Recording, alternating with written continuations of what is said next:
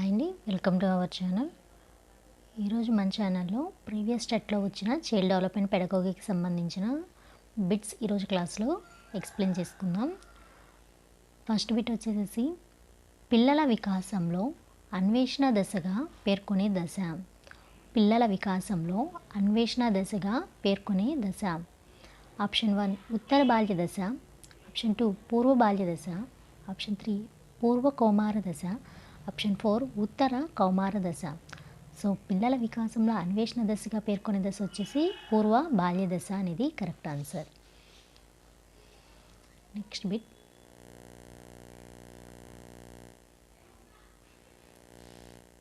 Second bit అండి. పరీక్షలో ఇచ్చిన 2 ప్రశ్నలలో విద్యార్థికి రెండిటికి సమాధానం తెలుసు, కానీ ఏదో ఒకటే రాయాలి. ఈ స్థితి విద్యార్థుల్లో ఎదుర్కొనే సంఘర్షణ.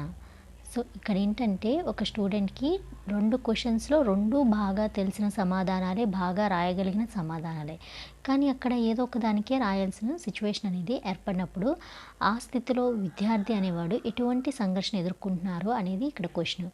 ఆప్షన్ 1 ఉపగమ పరిహార, ఆప్షన్ 2 ద్వి ఉపగమ పరిహార, ఆప్షన్ 3 ఉపగమ, ఆప్షన్ 4 పరిహార. సో ఇక్కడ ఏంటంటే 2 ఇష్టాలు ఉన్నప్పుడు ఉపగమ అనమాట. ఒకటి గుర్తుంచుకోండి, ఇలాంటి టైప్ ఆఫ్ క్వశ్చన్స్ వచ్చినప్పుడు ఎటువంటి సంఘర్షణ ఎదుర్కొంటున్నారు అన్నప్పుడు ఒక పాజిటివ్ ఒక నెగిటివ్ ఉంటే ఉపగమ పరిహార, లేదు 2 పాజిటివ్లు ఉంటే అంటే 2 ఇష్టాలు 2 తెలిసినవి అండ్ అలా పాజిటివ్స్ ఉంటాయి కదా, అలాంటివన్నీ వచ్చినప్పుడు ఏంటంటే ఉపగమ, లేదు 2 నెగిటివ్స్ ఉంటే పరిహార, 2 పాజిటివ్స్ 2 నెగిటివ్స్ ఉంటే ద్వి ఉపగమ పరిహార. ఇది ఒకటే గుర్తుంచుకోండి.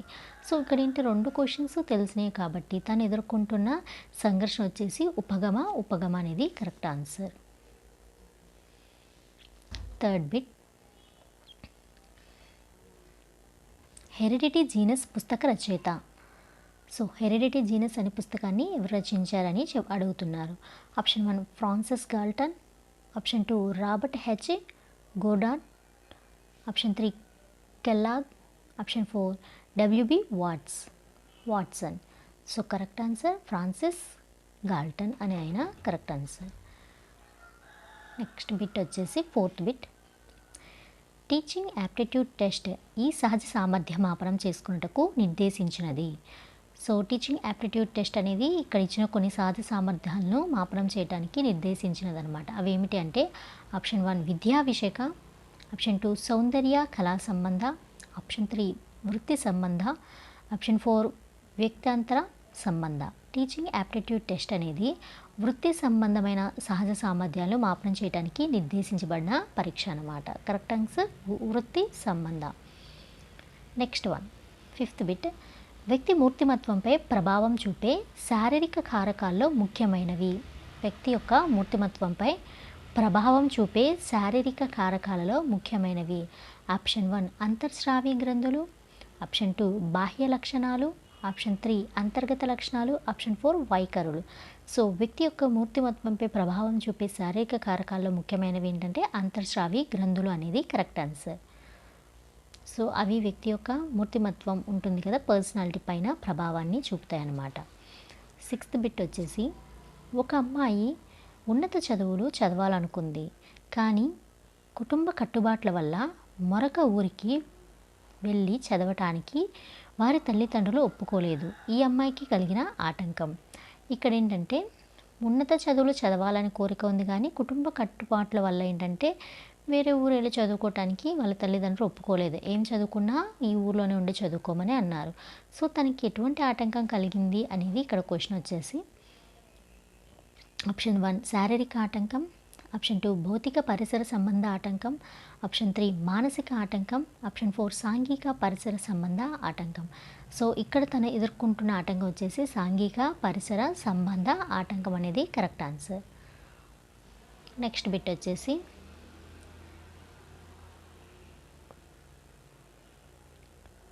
ఒక విద్యార్థి శారీరక వయసు 8 సంవత్సరాలు, మానసిక వయసు 10 సంవత్సరాలు అయినా అతని ప్రజ్ఞాలబ్ధి ఇక్కడ శారీరక వయసు 8 సంవత్సరాలు, మానసిక వయసు వచ్చేసి 10 సంవత్సరాలు ఉంది. ప్రజ్ఞాలబ్ధి ఎంత అయి ఉంటుంది అంటే ఆప్షన్ 1 80, ఆప్షన్ 2 125, ఆప్షన్ 3 120, ఆప్షన్ 4 100.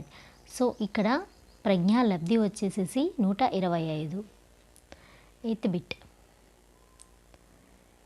వికాస సూత్రాల అధ్యయనం వల్ల ఉపాధ్యాయుడు అంచనా వేయలేనిది.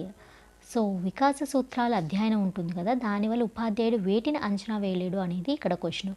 ఆప్షన్ 1 పిల్లల్లోని వైయక్తిక భేదాలు, ఆప్షన్ 2 పిల్లల సాంఘిక ఆర్థిక పరిస్థితులు, ఆప్షన్ 3 పిల్లల సామర్థ్యాలు, ఆప్షన్ 4 పిల్లల అభ్యసన సంసిద్ధత. సో వికాస సూత్ర అధ్యయనం వల్ల ఉపాధ్యాయుడు అంచనా వేయలేనిది ఏంటంటే పిల్లల సాంఘిక ఆర్థిక పరిస్థితులు అనేవి వాళ్ళు అంచనా వేయలేరన్నమాట. కరెక్ట్ ఆన్సర్ పిల్లల సాంఘిక ఆర్థిక పరిస్థితులు. Next one. పరీక్షలలో కాపీ కొట్టాలనుకున్న విద్యార్థి కాపీ కొట్టడం అనైతికమని భావించి కాపీ కొట్టలేదు. ఈ సందర్భంలో పిల్లవాని నైతిక దశ. సో ఇక్కడేంటి, కాపీ కొట్టాలని భావించాడు కానీ కాపీ కొట్టలేదు, ఎందుకు, అదే అనైతికమని. సో తన యొక్క నైతిక దశ ఏమిటి అంటే ఆప్షన్ 1 రెండవ దశ పూర్వ సాంప్రదాయ స్థాయి, ఆప్షన్ 2 ఒకటవ దశ పూర్వ సాంప్రదాయ స్థాయి, ఆప్షన్ 3 ఐదవ దశ ఉత్తర సాంప్రదాయ స్థాయి, ఆప్షన్ 4 నాలుగవ దశ సాంప్రదాయ స్థాయి. కరెక్ట్ ఆన్సర్ నాలుగవ దశ సాంప్రదాయ స్థాయి అనేది కరెక్ట్ ఆన్సర్ అనమాట.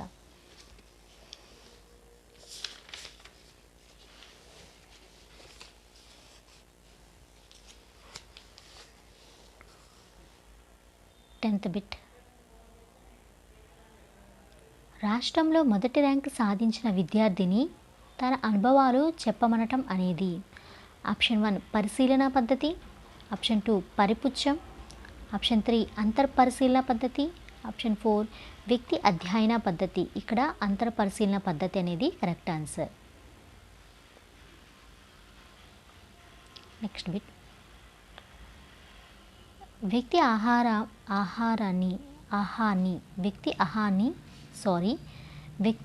అహాన్ని వ్యాకులత, అగౌరవం, అపరాధ భావం నుంచి రక్షించే ప్రవర్తన నమూనా.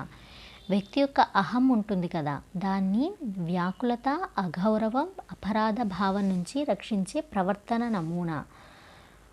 ఆప్షన్ 1 అనుగుణ్యత, ఆప్షన్ 2 సర్దుబాటు, ఆప్షన్ 3 సంఘర్షణ, ఆప్షన్ 4 రక్షక తంత్రం. కరెక్ట్ ఆన్సర్ రక్షక తంత్రం. Next bit. కుక్కను చూసిన అనుభవం గల పిల్లవాడు గాడిదను చూసిన దానికి కూడా 4 కాళ్ళు ఉన్నందున కుక్క అని పిలవటంలో సంజ్ఞానాత్మక ప్రక్రియ. ఆప్షన్ 1 అనుగుణ్యం, ఆప్షన్ 2 వ్యవస్థీకరణ, ఆప్షన్ 3 సాంశీకరణ, ఆప్షన్ 4 సమతుల్యత. కరెక్ట్ ఆన్సర్ సాంశీకరణ. ఎందుకంటే అతను 4 కాళ్ళు ఉన్నాయి కాబట్టి, గాడిదకి 4 కాళ్ళు ఉన్నాయి, కుక్కకి 4 కాళ్ళు ఉన్నాయి కాబట్టి ఆ రెండు కూడా ఒకే జంతువులు అని భావించి ఆ గాడిదను కూడా ఏం చేశాడు, 4 కాళ్ళు ఉన్న కుక్క అని పిలవటం అనేది చేశాడనమాట. సో ఇక్కడ సాంశీకరణ అనేది జరిగింది.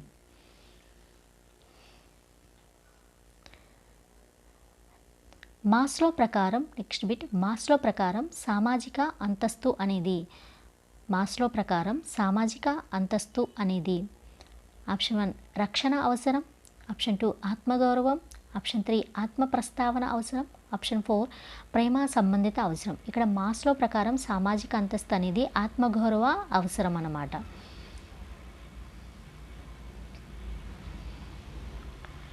Fourteenth bit. అనిత ఒక అర్ధరహిత పదాల జాబితాను అభ్యసించడానికి 40 నిమిషాల సమయం తీసుకుంది.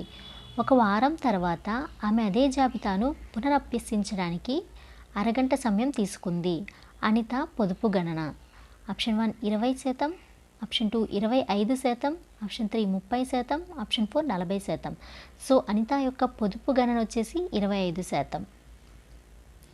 15th bit. ఆన్ మెమరీ గ్రంథకర్త. ఆన్ మెమరీ గ్రంథాన్ని రచించింది ఎవరు అని అడుగుతున్నారు. Option 1 Ebbinghaus, option 2 Thorndike, option 3 Galton, option 4 Zeigarnik. So on memory గ్రంథాన్ని రచించింది ఎబ్బింగ్హాస్. 16th bit. కిరణ్ మంచి బేస్బాల్ క్రీడాకారుడు. అతడిప్పుడు క్రికెట్ ఆడటం నేర్చుకున్నాడు. ఇక్కడ శిక్షణ బదలాయింపు రకం. సో కిరణ్ అనే వ్యక్తి ఏంటి బాగా బేస్బాల్ అనేది ఆడతారనమాట. అప్పుడు ఆయన నెక్స్ట్ ఏం ఆట నేర్చుకోవాలనుకున్నాడు, క్రికెట్ అనేది ఆడటం నేర్చుకున్నాడు. అక్కడ శిక్షణ బదలాయింపు ఏమిటంటే ఆప్షన్ 1 అనుకూల బదలాయింపు, ఆప్షన్ 2 ప్రతికూల బదలాయింపు, ఆప్షన్ 3 శూన్య బదలాయింపు, ఆప్షన్ 4 ద్విపక్ష బదలాయింపు. ఇక్కడ ఏంటంటే బేస్బాల్ అనేది కూడా కొంచెం క్రికెట్ నేర్చుకోవడానికి యూజ్ అవుతుంది కాబట్టి అతనిలో ఉన్న శిక్షణ బదలాయింపు వచ్చేసి అనుకూల బదలాయింపు. Correct answer. 17th bit. జ్ఞానాత్మక రంగానికి చెందనిది. జ్ఞానాత్మక రంగానికి చెందనిది. ఆప్షన్ 1 అన్వయం, ఆప్షన్ 2 సంశ్లేషణ, ఆప్షన్ 3 ప్రతిస్పందించడం, ఆప్షన్ 4 మూల్యాంకనం. జ్ఞానాత్మక రంగానికి చెందంది వచ్చేసి ప్రతిస్పందించడం అనేది జ్ఞానాత్మక రంగానికి చెందదు. Next bit.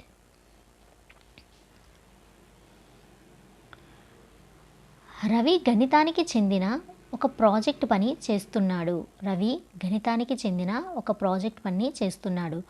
ఉపాధ్యాయుడు రవిని గమనిస్తూ ప్రతి 10 నిమిషాలకు ఒకసారి ప్రోత్సహిస్తూ ప్రాజెక్టు పూర్తి చేసేలాగా చేశాడు. ఇక్కడ ఉపాధ్యాయుడు ఉపయోగించిన పునర్బలం ఆప్షన్ 1 నిరంతర పునర్బలం, ఆప్షన్ 2 స్థిరకాల వ్యవధుల్లో పునర్బలం, ఆప్షన్ 3 స్థిర నిష్పత్తిలో పునర్బలం, ఆప్షన్ 4 చరశీల పునర్బలం. సో ఇక్కడ ఏంటంటే ప్రతి 10 నిమిషాలకు ఒకసారి ప్రోత్సహిస్తూ ప్రాజెక్టు పూర్తి చేసేలా చేశారు కాబట్టి అక్కడ స్థిరకాల వ్యవధుల్లో పునర్బలం అందించడం అనేది జరిగింది. Correct answer. స్థిరకాల వ్యవధిలో పునర్బలం అనేది correct answer. Next bit. Pavlo ప్రయోగంలో ఆహారం అనేది. పావ్లో ప్రయోగంలో ఆహారం అనేది ఆప్షన్ 1 నిబంధిత ప్రతిస్పందన, ఆప్షన్ 2 నిర్నిబంధిత ఉద్దీపన, ఆప్షన్ 3 నిర్నిబంధిత ప్రతిస్పందన, ఆప్షన్ 4 నిబంధిత ఉద్దీపన. పావ్లో ప్రయోగంలో ఆహారం అనేది ఆప్షన్ 1 నిబంధిత ప్రతిస్పందన, ఆప్షన్ 2 నిర్నిబంధిత ఉద్దీపన, ఆప్షన్ 3 నిర్నిబంధిత ప్రతిస్పందన, ఆప్షన్ 4 నిబంధిత ఉద్దీపన. Correct answer. నిబంధిత ఉద్దీపన అనేది కరెక్ట్ ఆన్సర్. 20th bit. ఈ క్రింది వానిలో గెస్టాల్ వాది కానివారు. క్రింది వానిలో గెస్టాల్ వాది కానివారు. ఆప్షన్ 1 కోహ్లర్, ఆప్షన్ 2 సుల్తానా, ఆప్షన్ 3 కోఫ్కా, ఆప్షన్ 4 మ్యాక్స్ వర్దివన్. సో గెస్టాల్ వాది కానివారు ఎవరు అంటే సుల్తానా అనేవారు గెస్టాల్ వాది కారనమాట. Next bit. కార్యసాధక నిబంధన గురించి సరికాని ప్రవచనం. కార్యసాధక నిబంధన గురించి సరికాని ప్రవచనం. ఆప్షన్ 1 దీనిని R రకం అభ్యసన అంటారు. ఆప్షన్ 2 మొత్తాల నుండి భాగాలకు అనే సూత్రాన్ని పాటిస్తుంది. ఆప్షన్ 3 అభ్యసకుడు క్రియాత్మక పాత్ర పోషిస్తాడు. ఆప్షన్ 4 ప్రతిస్పందనకు ఫలితానికి మధ్య నిబంధన జరుగుతుంది. కార్యసాధక నిబంధన గురించి సరికాని ప్రవచనం ఏంటంటే కార్యసాధక నిబంధన 6 రకపు అభ్యసనం అని అంటారనమాట. అలాగే అభ్యాసకుడు ఎలా ఉంటాడంటే క్రియాత్మక పాత్రను పోషిస్తాడు. అందుకే దాన్ని కార్యసాధక అని కూడా నేమ్ వచ్చిందనమాట. ప్రతిస్పందనలకు ఫలితానికి మధ్య నిబంధన అనేది ఖచ్చితంగా జరుగుతుంది కాబట్టి దానికి నిబంధన అనే పేరు వచ్చింది. అంటే అభ్యాసకుడు క్రియాత్మకంగా ఉంటాడు కాబట్టి అక్కడ కార్యం అనేది సాధన జరుగుతుంది కాబట్టి కార్యసాధన, ఫలితాలకు అలాగే ప్రతిస్పందనకి మధ్య ఒక నిబంధన ఉంటుంది కాబట్టి ఆ కార్యసాధనకి ఈ రెండింటికి మధ్య నిబంధన ఉంది కాబట్టి కార్యసాధక నిబంధన అనే పేరు దానికి వచ్చిందనమాట. సో ఇక్కడ గురించి సరికాని ప్రవచనం ఏంటంటే మొత్తాల నుండి భాగాలకు అనే సూత్రాన్ని పాటిస్తుంది అన్నారు. యాక్చువల్గా ఇది మొత్తాల నుంచి భాగాలకు అనే సూత్రాన్ని అసలు పాటించదు కాబట్టి ఇది సరికాని ప్రవచనం అనమాట. 22nd bit. ఆదర్శాల సిద్ధాంతం ప్రతిపాదించిన వారు. ఆదర్శాల సిద్ధాంతం ప్రతిపాదించిన వారు. Option 1 Charles Z, option 2 Thorndike, option 3 WG blog, option 4 గెస్టాల్ వాదులు. ఆదర్శ సిద్ధాంత ప్రతిపాదించిన వారు ఎవరంటే WG బ్లాగ్ అనేవారు ఆదర్శ సిద్ధాంతాన్ని ప్రతిపాదించారు. 22 డిస్గ్రాఫియా దీనికి సంబంధించినది. డిస్గ్రాఫియా దీనికి సంబంధించినది. ఆప్షన్ 1 గణన లోపం, ఆప్షన్ 2 పఠన లోపం, ఆప్షన్ 3 లేఖన లోపం, ఆప్షన్ 4 భాషా లోపం. డిస్గ్రాఫియా అనేది లేఖన లోపం అన్నమాట. లేఖనానికి సంబంధించిన లోపం. Next bit. మంత్రార్థి త్వరగా సహాయాన్ని పొందే మంత్రణ పద్ధతి. మంత్రార్థి త్వరగా సహాయాన్ని పొందే మంత్రణ పద్ధతి. ఆప్షన్ 1 నిర్దేశిక మంత్రణం, ఆప్షన్ 2 అనిర్దేశిక మంత్రణం, ఆప్షన్ 3 శ్రేష్టాగ్రహ మంత్రణం, ఆప్షన్ 4 మిశ్రమ మంత్రణం. సో ఇక్కడ ఏంటంటే మంత్రార్థి త్వరగా సహాయాన్ని పొందే మంత్రణ పద్ధతి వచ్చేసి నిర్దేశిక మంత్రణం అనేది correct answer. Next one, Herbart సోపానాలు సరైన క్రమం. హెర్బర్ట్ సోపానముల సరైన క్రమం. ఆప్షన్ 1 సన్నాహం, ఆప్షన్ 2 సమర్పణ, ఆప్షన్ 3 సంసర్గం. ఆప్షన్స్ అంటే ఏం కాదు, ఇది క్రమాన్ని ఇచ్చారు. ఏ సన్నాహం, బి సమర్పణ, సి సంసర్గం, డి సాధారణీకరణ, ఈ అన్వయం, ఎఫ్ నిర్మాణం ఆర్ పునర్విమర్శ అంటారు కదా, పునర్విమర్శ చేసుకోవటం అంటారు కదా, అలా అదనమాట. సో ఇక్కడ సరైన క్రమం ఏంటి అంటే ఫస్ట్ వచ్చేసి సన్నాహం ఉంటుంది, అలాగే తర్వాత వచ్చేసి సమర్పణ, థర్డ్ వన్ సమర్పణ తర్వాత వచ్చేసి సంసర్గం అనేది వస్తుంది, తర్వాత వచ్చేసి అన్వయం వస్తుంది. సంసర్గం తర్వాత వచ్చేది అన్వయం, సంసర్గం తర్వాత వచ్చేసేది సాధారణీకరణ, తర్వాత అన్వయం, తర్వాత పునర్విమర్శ. ఇవన్నీ కూడా ఏదైతే ఆర్డర్లోనే అదే ఆర్డర్లో మనకి ఇవ్వటం అనేది జరిగింది. సన్నాహం, సమర్పణ, సంసర్గం, సాధారణీకరణ, అన్వయం, పునర్విమర్శ అనేవి సరైన క్రమాలన్నమాట. నెక్స్ట్ బిట్ వచ్చేసేసి 26th బిట్. బోధనా సామాగ్రి ఆర్ బోధనా అభ్యసన సామాగ్రి ప్రయోజనాలకు సంబంధించి సరికాని ప్రవచనం. బోధనా అభ్యసన సామాగ్రి ప్రయోజనాలకు సంబంధించి సరికాని ప్రవచనం. ఆప్షన్ 1 పునర్బలన కారకాలుగా పనిచేస్తుంది. ఆప్షన్ 2 ప్రత్యక్ష అనుభవాలకు ప్రత్యామ్నాయంగా పనికి వస్తుంది. ప్రత్యక్ష అనుభవాలకు ఇది ఆల్టర్నేట్గా కూడా పనికి వస్తుంది. విద్యార్థుల అవధానాన్ని నిలిపి ఉంచుతుంది. అలాగే ఆప్షన్ 4 సరళ భావనలు సంక్లిష్టమవుతాయి. బోధనాభ్యాస సామగ్రి ప్రయోజనాలకు సంబంధించి సరికాని ప్రవచనం ఏంటంటే సరళ భావనలు సంక్లిష్టమవుతాయి అనేది కరెక్ట్ కాదనమాట. సో ఇక్కడ కరెక్ట్ ఆన్సర్ సరళ భావనలు సంక్లిష్టమవుతాయి. నెక్స్ట్ పోషకాహారం పొందే హక్కు బాలల హక్కులో ఈ వర్గానికి చెందినది.